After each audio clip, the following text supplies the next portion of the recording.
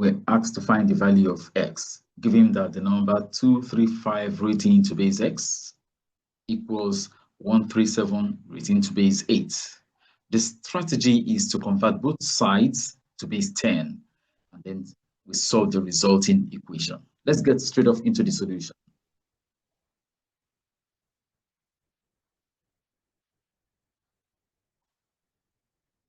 All right, so we pick up 2, 3, 5 base x on the left hand side, and this is equal to 137 base 8 on the right hand side. We want to convert these numbers to base 10. So the expansion is a process. Now we start writing exponents from the far right hand side, 0, 1, 2 towards the left.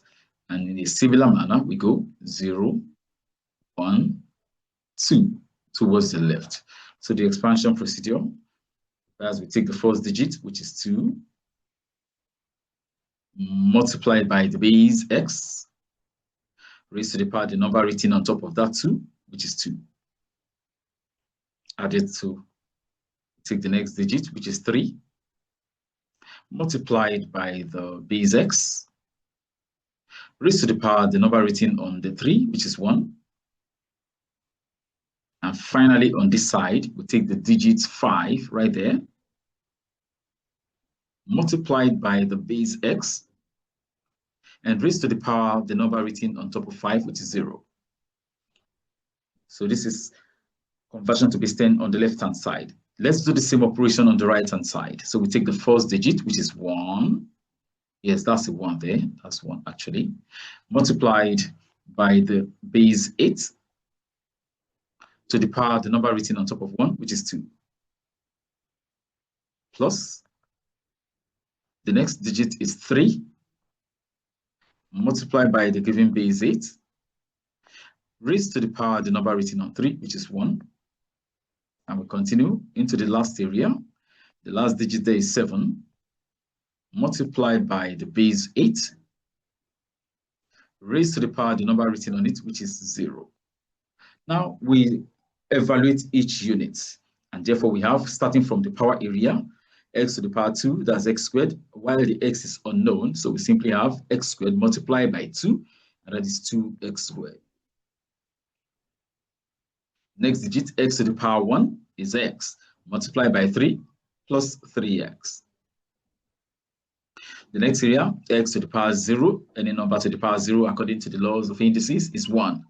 1 multiplied by 5 plus 5. Now it's time to shift attention to the right-hand side. From the power area, 8 to the power 2, that's 64. 8 multiplying itself twice. 64 multiplied by 1 gives us 64. Plus the next unit, 8 to the power 1, that's 8. 8 multiplied by 3, and that gives us 24. That's right. And plus the last area, any number to the power 0, as we've learned, is 1. 1 multiplied by 7 gives us 7. Let us add up all the digits on this left-hand side to make them known. Let's go ahead and do that in the next step. So we have, in the next step, 2x squared plus 3x plus 5 gives us, let's go, 64 plus 24 already is 88, and 88 plus 7 gives us 95. All right, and now by subtracting 95 from both sides, simply a way of relocating the 95 to the left-hand side, that elicits a change of its sign. So we have 2x squared plus 3x, now plus 5 and minus 95 gives us 0, since there is no term remaining on the right-hand side. And therefore, we can have 2x squared plus 3x. Now 5 minus 95 gives us minus 90. All of this equals 0.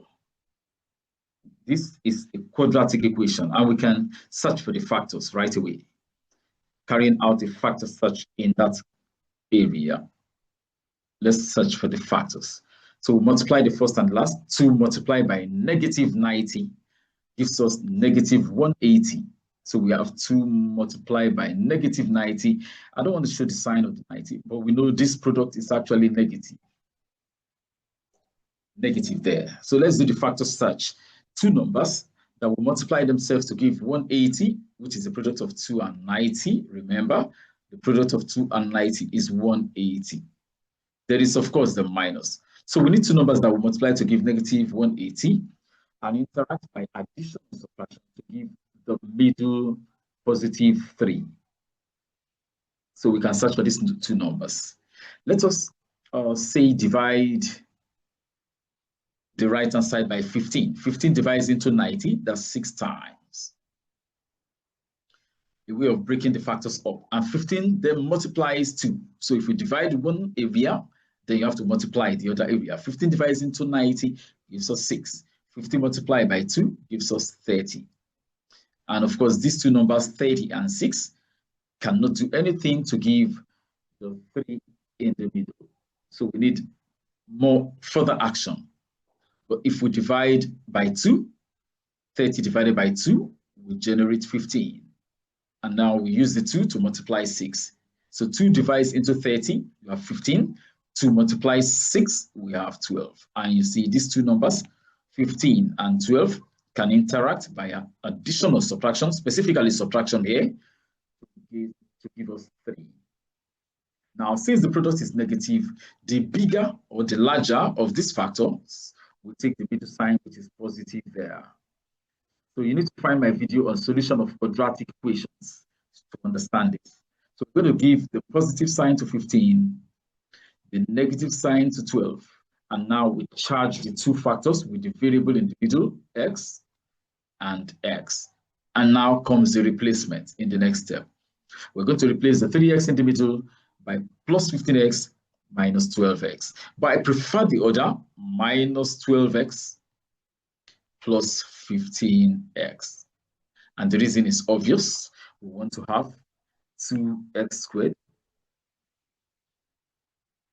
minus 12x. Now we see even numbers together, so we can easily factor plus 15x minus 90. Just get the video on quadratic equations, solution of quadratic equations to help to understand this video. Now pairing occurs there, first and the second to be factorized, third and the fourth to be factored. So what is common? Figure for figure, 2 can divide into 12, so 2 is common. And x squared is available, x is right there, the lower one is x. By factoring 2x from the first and second, we have 2 is gone already, so x is left in the bracket, minus 2 divides into 12 to give us 6. And of course, the x has been factored. We have that. 15 can also divide between the third and the fourth. We have 15 is common. Let us factor 15. 15 out of here, we have x. Minus 15 divides into 90, and of course, we have 6. The motivation to see our correctness is x minus 6 occurring in both brackets. Let's highlight that. So we have x minus 6, similar to x minus 6. And we can do the further factoring. Taking the common bracket, x minus 6, into outside here, 2x, and that is plus 15. So we're taking 2x plus 15. That's right. Equals 0. And now 2 factors multiplying to give 0. If it be the first one, any of them can be 0 now. If x minus 6 equals 0, then it implies that x equals 6. If, on the other hand, 2x, I don't need a bracket there. No, I don't need that. They have to be exposed. If, on the other hand, 2x plus 15 equals 0, then it implies that 2x equals negative 15. further solution of this leads us into a negative value of x, which is not allowed in this problem. So we discard this solution and therefore draw our conclusion that x equals 6, our final answer. Very simple. And that is actually the option A right there. Beautiful. All right. Attached to this video are 2 quizzes related to this video. So you can attempt the quizzes to test your understanding of this video. In addition to that, there is a link in the pinned comment. This link takes you to the general test in number and numeration. So we have a test on number and numeration as a topic, 30 questions to be taken in 30 minutes. So you can test for your mastery of the topic or your understanding of the topic number basis by taking that test. The link is in the pinned comment. Finally, there is yet another link in the pinned comment. This one takes you to the full analysis of the topic number basis, the full analysis of the topic. So click the link and study the topic from beginning to the end. All right. Thank you for being part of the session. And of course, I'll see you in my next video.